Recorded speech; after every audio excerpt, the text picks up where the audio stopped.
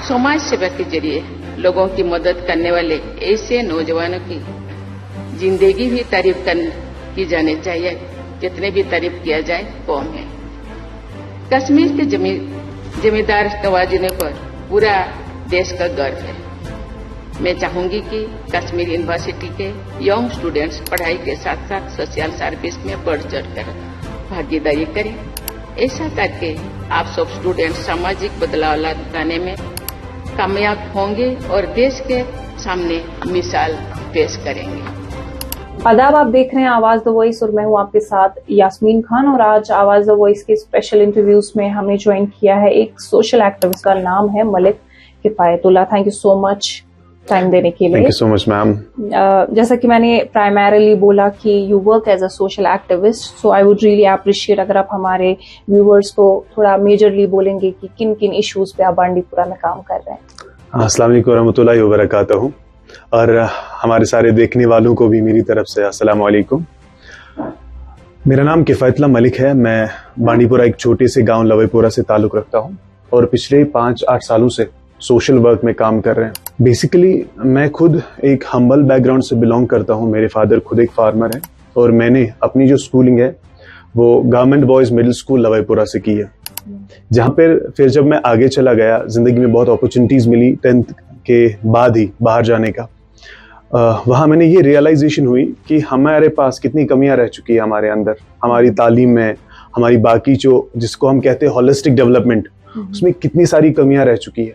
तो तभी से हमने ये सोच लिया, मेरे साथ जो मेरे बाकी दोस्त हैं, हम इस चीज पे काम करेंगे इन ऐसे बच्चों के लिए जो हमारे जैसे बच्चे हैं, जो इन्हीं एरियाज में रह रहे हैं।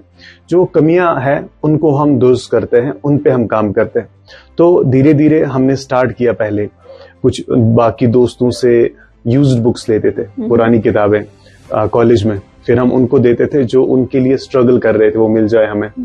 फिर धीरे धीरे जब बाकी दोस्तों ने देखा ये भी ऐसा काम कर रहे थे, तो कुछ अच्छे थे जिनकी जेब कभी कभी गर्म हुआ करती थी तो वो कभी कभी उसमें हेल्प करते थे, कुछ पैसे देते या कुछ नई स्टेशनरीज हमें प्रोवाइड करते थे।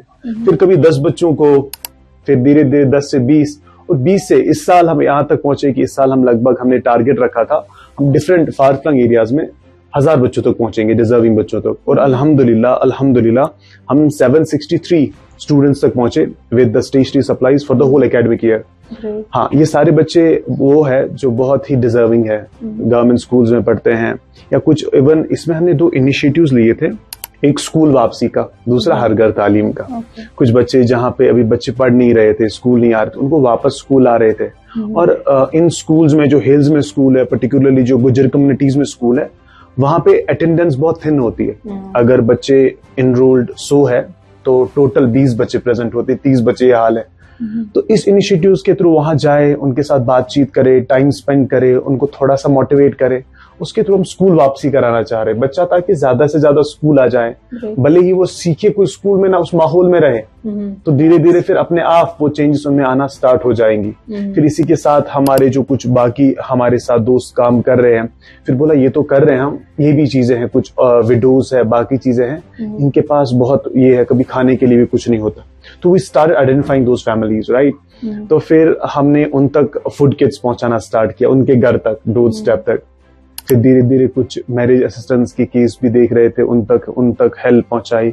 और ऐसे ही साथ साथ में एनवायरनमेंट, बाकी चीजों पे काम कर रहे हैं हम। तो आपका जो कंट्रीब्यूशन है सोशल वर्क को लेके, इसको एक बड़े लेवल पे अप्रिशिएट भी किया गया, आपको प्रेसिडेंशियल अवार्ड अल्हम्दुलिल्लाह। तो वो एक्सपीरियंस थोड़ा शेयर कीजिए। मैं तब यूनिवर्सिटी ऑफ कश्मीर में पढ़ रहा था। जैसे मैंने पहले बोला था, कॉलेज से इसकी शुरुआत हुई, लेकिन जो हमारा तरीका था सोशल वर्क करने का वो चैरिटी बेस्ड था। Charity based in the sense, वो कहते थे ना, हम मछली देते थे खाने को, हम पकड़ना नहीं सिखा रहे थे। तो हमने सोचा जरूरत अभी इस बात की है, अगर हम अभी बच्चे को, चलो ये नीड है, अभी हम इसको खाने के लिए दे रहे, भूखा है, लेकिन इसको कुछ ऐसा भी हम दे दे कि ये सीख जाए साथ साथ कि मैं खुद का ये खाना कैसे कमाऊं। तो वो वाला डिपेंडेंसी हम नहीं रखना चाहते, इंडिपेंडेंट बनाना चाह रहे थे। तो उस चीज को टैकल करने के लिए मैंने सोचा ये जरूरी है कि अगर फील्ड में जा रहे हैं फुल फ्लैज्ड जाए। तो मैंने सोचा मैं मास्टर्स कर रहा हूँ सोशल वर्क में। तो मैंने यूनिवर्सिटी में इंटर्न्स दिया, डिपार्टमेंट ऑफ सोशल वर्क से मास्टर्स स्टार्ट कर दिया। लेकिन मैं क्लास में कम होता था, कम्युनिटीज फील्ड में ज्यादा हो, तो काम बहुत कर रहे थे। तो उसी दौरान उस वो अपॉर्चुनिटी मिली उस चीज के लिए, तो नाम आ गया जो नेशनल अवार्ड के लिए, national service scheme presidential award for social work and community welfare. तो अल्हम्दुलिल्लाह मेरा उसमें शॉर्टलिस्ट नाम हो गया था जम्मू कश्मीर से, इवन जो नॉर्दर्न बेल्ट है इसमें से मेरा नाम हो गया था। तो उसके बाद अभी तक जो हमारा काम तब तक तो उतना बड़े लेवल पे नहीं हो रहा, हम डिफरेंट फील्ड्स में काम कर रहे थे, एजुकेशन पे भी, इन्वायरमेंट पे भी, अवेयरनेसेस पे भी, स्कूल्स में जाते थे, बाकी चीजें भी, even health and hygiene particularly जो वुमेन हाइजीन, बाकी चीजों इन पे काम कर रहे थे। तो फिर वो जो अवार्ड मिला तो उसके बाद रिकग्निशन मिल गई, फिर बाकी दोस्त ज्वाइन करने लगे, फिर कुछ ऑफर्स भी बाकी ऑर्गेनाइजेशंस के साथ आए, तो अच्छे से उसकी वजह से थोड़ा काम बढ़ गया काफी और हम ज्यादा लोगों तक पहुंच पा रहे। उसके बाद भी एक ग्लोबल ह्यूमन राइट्स अवार्ड एक आता है, वो भी मिला, और एक और अवार्ड है एम्बेसडर ऑफ ह्यूमैनिटी अवार्ड, वो हर साल 10 लोगों को दिया जाता है नेशनल लेवल पे 10 डिफरेंट फील्ड्स में, और अल्हम्दुलिल्लाह 2024 का सोशल वर्क के लिए मुझे मिला वो। आपसे जानना चाहूंगी कि अब चूंकि आप यंगस्टर्स के साथ एसोसिएटेड है, उनके मसले मसाइल आपको पता है, तो काफी टाइम से बांडीपुरा का एक इशू है जीएमसी को लेके। यहाँ के जो यंगस्टर्स है वो डिमांड कर रहे कि यहाँ पे एक जीएमसी होना चाहिए, श्रीनगर जाना हमारे लिए काफी दूर है, तो वो आपने क्या एडमिनिस्ट्रेशन के साथ टेकअप किया था? नहीं, हम तो अभी बड़े मुद्दों पे काम बिल्कुल भी नहीं कर रहे, हम अपनी लेवल पे जो मुद्दे हैं कुछ वो उनको हम देख रहे हैं, क्योंकि अगर हम जीएमसी का देखें, वही अगर हम दूसरी तरफ देखें, यहाँ पे अभी वुमेन्स डिग्री कॉलेज भी नहीं है, सबसे बड़ा इशू मेरे ख्याल से वो है, ठीक है, क्योंकि जीएमसी में अगर हम हमारे जाएंगे बच्चे, चलो 100-200 बच्चे, लेकिन जो हजारों में बच्चे हैं जो एक ही कॉलेज में जा रहे हैं, वुमेन्स गर्ल्स भी, तो पहले उस पे देख रहे थे, क्योंकि उस पे भी हमने थोड़ा काम किया था। लेकिन जीएमसी का इशू अगर अभी देखिए, हर डिस्ट्रिक्ट को ये चीज मिल रही है, राइट, हंदवारा देखे हम चाहे अनंतनाग देखे, चाहे श्रीनगर देखे, बांडीपोरा का जो बेल्ट है, अगर हम यहाँ से देखें, गुरेज से यहाँ तक 100 किलोमीटर है, और वो ऐसा नहीं, अगर यहाँ से श्रीनगर तक 100 है, उसका हम बड़ा जल्दी कम्यूट कर पाते इजीली, ये हिली रीजन है, बहुत टाइम लगता है, तो डिजर्विंग एरिया है, मिल जाना चाहिए इस चीज को, काफी बड़ा एरिया है और बहुत हिल्स पे है, क्योंकि बांडीपोरा जाना जाता था पहले इल्म, अदब और आब, और अगर आप कहीं ना कहीं देखेंगे वो चीजें कम हो रही है, कहीं ना कहीं इसमें भी एडमिनिस्ट्रेशन को थोड़ा सा कदम उठाना चाहिए, ताकि ये वाले इंस्टीट्यूशन जो है, क्योंकि माहौल जब बन जाएगा तो धीरे धीरे नजाकत भी आ जाएगी। जी, अब चूंकि गुरेज की वजह से इस इलाके का जो टूरिज्म पोटेंशियल है वो काफी बढ़ गया है, साथ ही साथ वुलर पे भी अभी थोड़ा डेवलपमेंटल वर्क किया जा रहा है, तो क्या लगता है कि कौन सी ऐसी चीजें और करने की जरूरत है कि जो बांडीपुरा एक टूरिज्म मैप पे आ जाए परमानेंटली? वेल, सिर्फ बांडीपुरा में बहुत सारी जगह, Bandipora itself is a tourist destination, सिर्फ गुरेज की वजह से ही नहीं, हाँ गुरेज की वजह से भी बहुत हाइप मिल रही है, बहुत अच्छी जगह है, जिसे कहते हैं मिनी स्विट्जरलैंड ऑफ इंडिया, बहुत अच्छी जगह है। पहले तो हमें क्या कहते हैं उसको, पास बनाना पड़ता था वहां जाने के लिए, अभी वो चीज भी खत्म हो गई है। वलूर है, बाकी सारी छोटी मोटी टूरिस्ट डेस्टिनेशंस भी है। इवन लास्ट टाइम डीसी साहब ने भी एक इनिशिएटिव इस पे लिया होम स्टेज का, 338 home stage I think inaugurate किए गए डिफरेंट एरियाज में।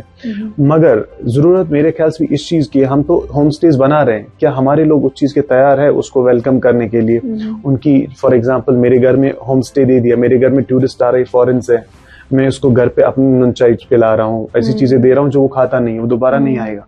तो मेरे हिसाब से कैपेसिटी बिल्डिंग पहले होनी चाहिए लोगों की, जहां आप होम स्टेज दे रहे हैं। और दूसरी चीज, एक अगर इस चीज को हमने सस्टेनेबल बनाना है टूरिज्म को, टूरिज्म का रश तो बढ़ेगा, इसमें कोई शक नहीं है, लेकिन साथ साथ हमारी एडमिनिस्ट्रेशन को, लोकल लोगों को ये मेजर्स लेने हैं कि वो इसको सस्टेनेबल कैसे बनाए। हमारी कंस्ट्रक्शन को ध्यान में रखना, अभी गुरेज का अगर हम देखें, वहां कुछ वुडन हाउसेज हैं, उनकी वजह से लोग ज्यादा जा रहे हैं। अगर वो वुडन हाउसेज ही खत्म हो गए, कंस्ट्रक्शन ज्यादा हो गई, जैसे पहलगाम में हुआ, बाकी जगहों पे, तो कुछ साल बाद कोई आएगा नहीं।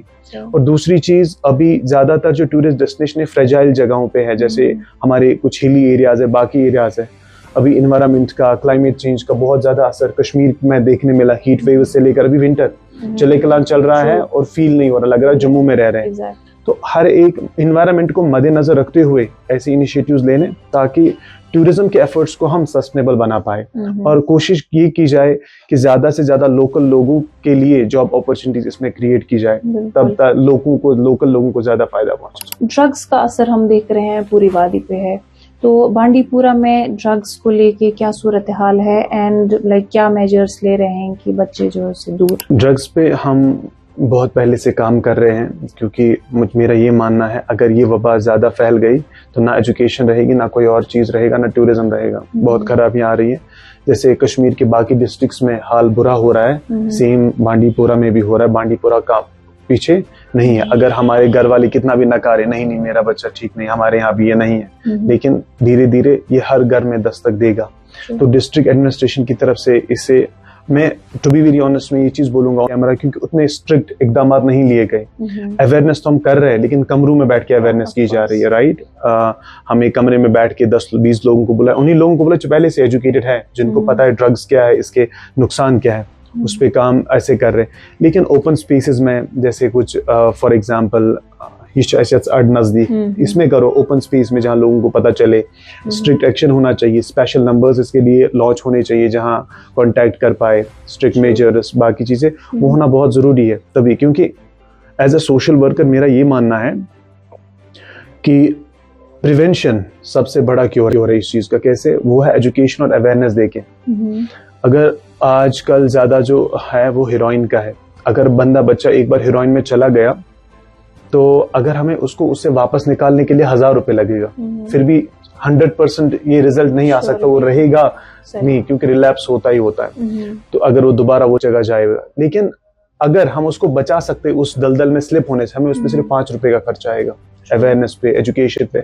और जरूरत इस बात की ये छोटी लेवल पे होना चाहिए। हम सोच रहे हैं प्राइमरी स्कूल्स में जाके, मिडिल स्कूल्स में जाके उनको समझ नहीं आएगी, लेकिन वही बच्चे ज्यादा वल्नरेबल है इस चीज के लिए, राइट। उन्हीं को ज्यादा टारगेट किया जा रहा है। जब एजुकेशन होगी फैमिलीज को स्कूल्स में हर जगह पे, तो ये चीजें थोड़ा थोड़ा हम कम कर सकते हैं। So also, is your organization pushing for development of sports infrastructure in Bandipora? No, we are not working on that.